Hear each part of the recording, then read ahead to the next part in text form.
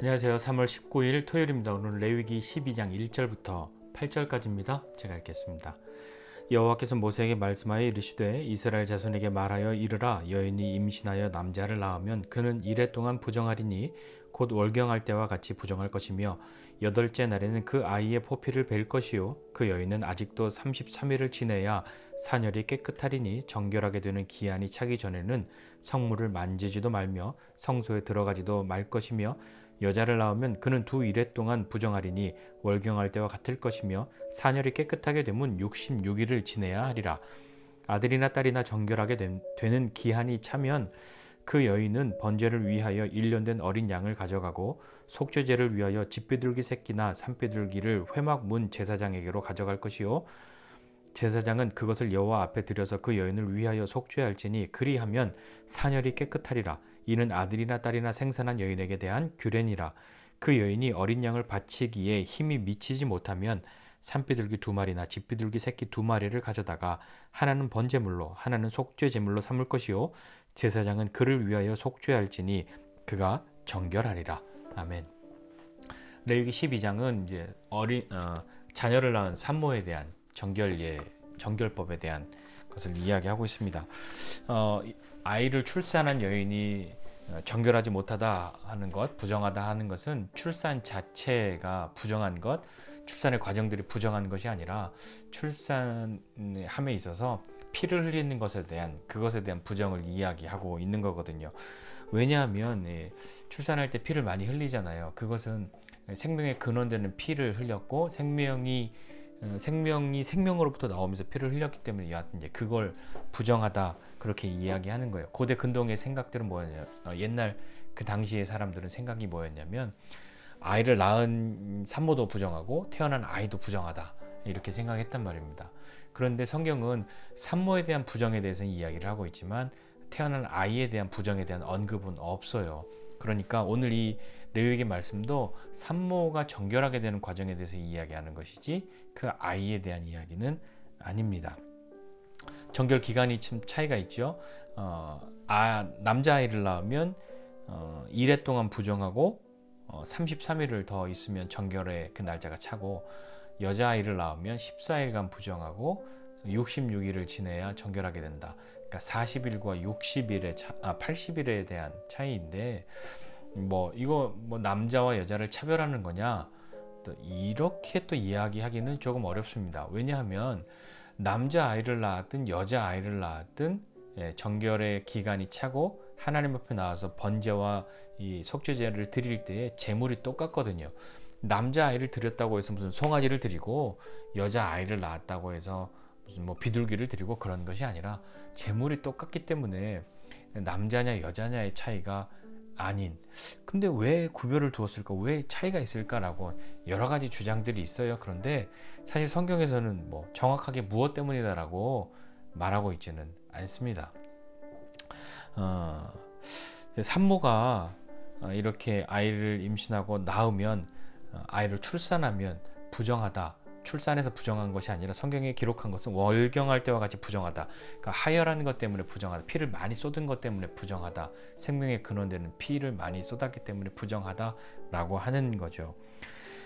그렇게 되고 난 뒤에 이 부정하다라고 했기 때문에 그러면 뭐가 부정하기 때문에 제한을 받냐? 말씀해 보면 이거죠. 다른 것은 아니에요. 성물을 만지지 못하고 성소에 들어가지 못하는 것입니다. 다른 일상생활은 다 가능해요.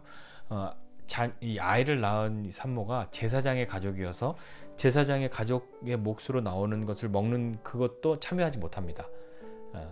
그러니까 어떻게 보면 사람을 이렇게 차별하고 뭔가 이렇게 배제시켜 놓은 것 같지만 또 다른 의미들은 있지 않을까요? 뭘 생각해 볼 수 있냐면 성물을 만지지도 못하고 성소에 들어가지도 못하는 거죠. 그러면서 뭐 해야 되냐면 잘 쉬어야죠. 아이를 낳았잖아요.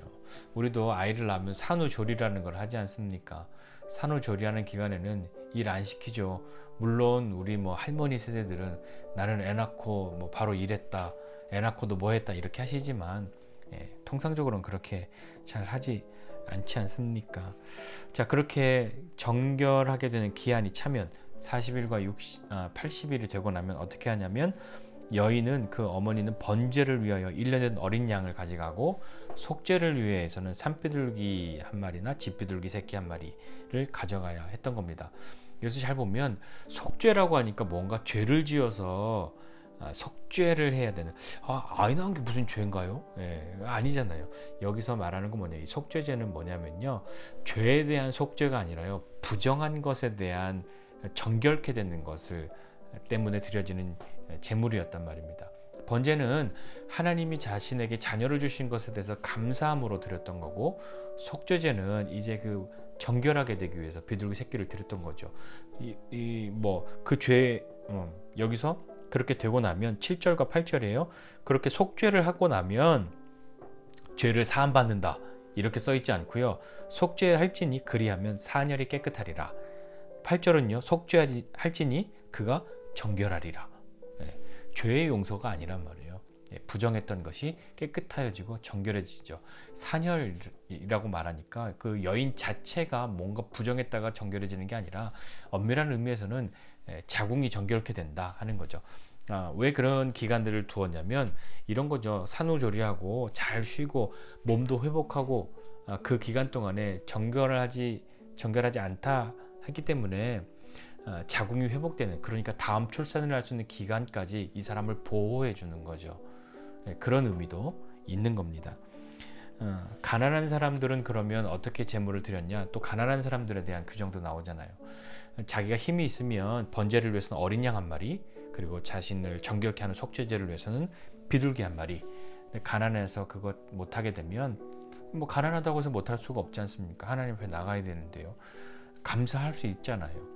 그때는 그 사람은 각각 비둘기 한 마리씩, 그러니까 산비둘기가 되든 집비둘기 새끼가 되든 그렇게 비둘기 2마리로 번제와 속죄제를 드렸습니다. 오늘 다시 한번 생각해 보면서 출산 자체가 부정한 것 아니라 출산하면서 피 흘리는 것 때문에 당시에 부정하다라고 했었고요. 그 정결케 되는 기한 40일과 80일이 지나고 나면 남자아이를 낳았든 여자아이를 낳았든 상관없이 같은 제물로 하나님 앞에 감사하고 자신의 깨끗함을 위해서 속죄제를 드렸습니다. 그리고 나면 모든 것이 회복됐던 거죠. 그러나 이제 우리가 예수 그리스도 안에서는 어떤 일이 생겨났냐? 예수님은 이 모든 것을 예수님의 십자가로 우리를 정결케 하셨죠. 그래서 예전처럼 뭐 부정하다 그러니까 40일이든 80일이든 교회 못 가고 그런 거 아니지 않습니까? 예수님이 우리를 십자가의 보혈로 정결케 하셨음을 믿고 그런 삶을 살아가야 하는 거죠. 하나님 앞에 나갈 때 이 정결하지 못하는 기간을 보내는 이 시간이 참 중요한 것 같습니다. 그 시간은 우리는 이렇게 날짜로 40일, 80일을 이야기했지만 그 기간 동안에 어떻게 지냈을까요? 어떤 생각했을까요? 무엇 했을까요? 그건 나오지는 않지만 나라면 어떻게 했을까요? 한번 생각해보고 때때로 우리가 어떤 이유에서든지 간에 무엇인가 제한을 받고 제약이 있는 그 시간들을 보낼 때에도 우리에게 어떤 의미가 있는지, 어떤 의미로 만들어 가야 하는지를 생각해 보아야 할 것 같습니다. 오늘 생각하는 것은 죄 때문에 속죄한 것 아니다 라고 했던 것, 그러나 이 모든 것 예수님이 십자가로 다시 새롭게 하셨다 라고 하는 거 기억하고 우리를 새롭게 하시고 정결케 하신 그 주님의 은혜를 힘입고 믿음으로 하나님 앞에 나아가는 저와 여러분 모두가 되시기를 주님의 이름으로 축복합니다. 기도하겠습니다. 하나님 아버지, 은혜와 사랑을 감사드립니다. 하나님께서 우리에게 허락하신 그 모든 삶의 시간들, 특별히 또 아이를 낳고 하는 모든 시간들이 있는데 우리 지체들 가운데도 또 아이를 낳고 또 출산을 준비하고 있는 지체들 하나님 기억하여 주시고 은혜 베풀어 주셔서 하나님 안에 잘 아이를 출산하고 또 잘 회복해서 믿음으로 거룩한 삶을 살아가는 사람들 되도록 은혜 베풀어 주십시오. 그리고 우리 모두가 예수 그리스도의 보혈로 말미암아 정결케 되었음을 기억하고 하나님 앞에 감사함으로 또 담대함으로 나아가는 믿음의 삶이 우리가 되기를 원합니다. 감사드리고 예수님의 이름으로 기도드립니다. 아멘.